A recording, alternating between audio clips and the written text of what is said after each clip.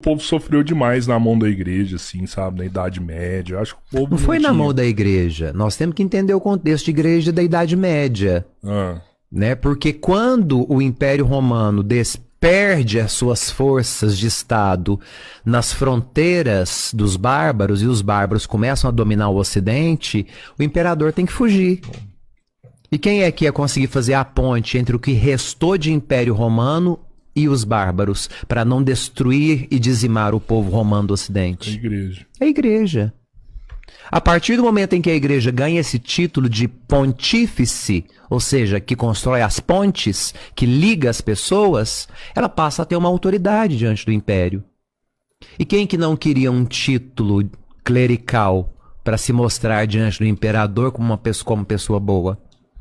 Não eram padres e bispos corrompidos. Era gente corrompida que se tornava padre e bispo. Infiltrados. Era o contrário. Infiltrados. Caraca. Em troca de títulos eclesiásticos, porque é a igreja que começou a mandar. Sim, você tem razão. Então, não é a igreja que fez o que fez.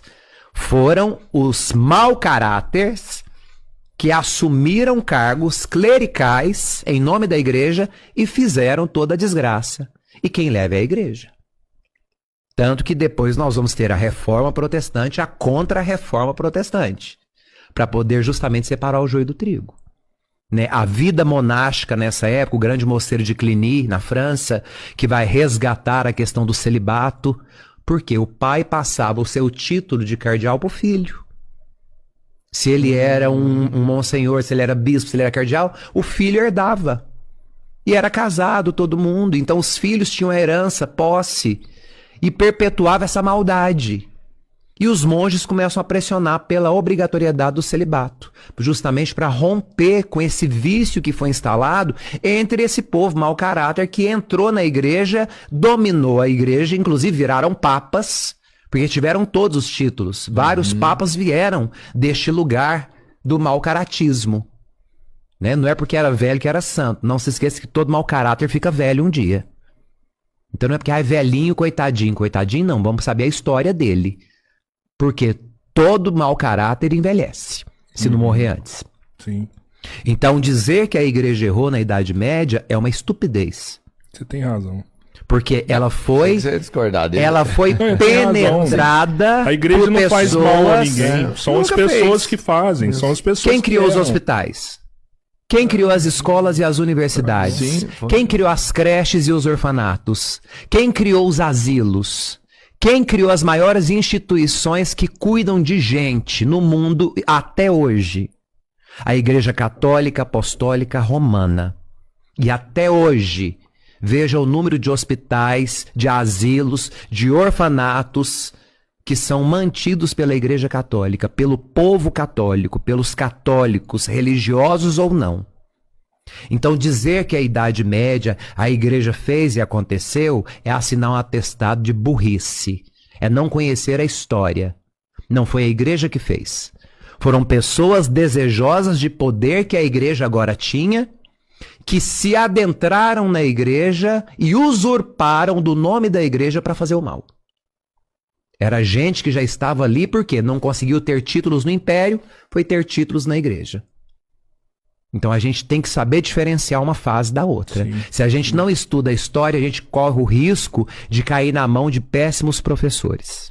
É verdade. Você me explicou uma coisa da igreja que eu sempre fui contra, que era o fato do padre não poder ter família. Mas foi feito isso Inicialmente para que por uma mudasse. questão moral. Exatamente. porque Inicialmente por uma questão os caras moral, tavam para defender fazendo- a moral. É, ué. Imagina, era passar de pai para filho.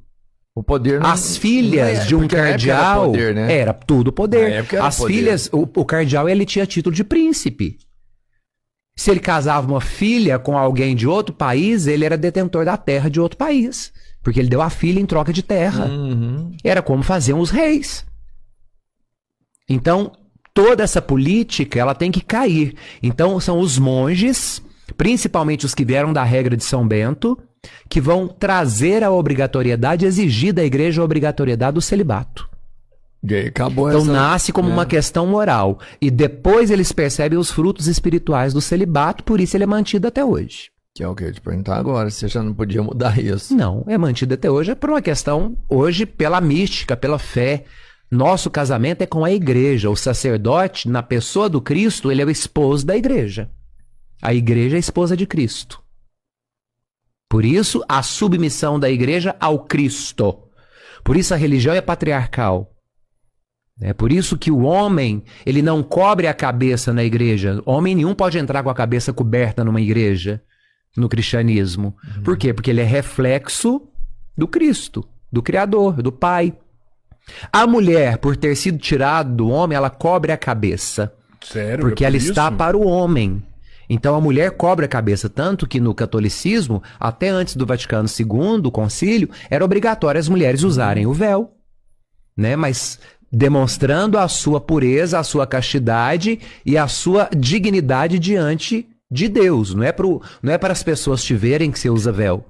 Você usa véu diante de Deus, como esposa consagrada. Então, Cristo é o esposo, a igreja é a esposa.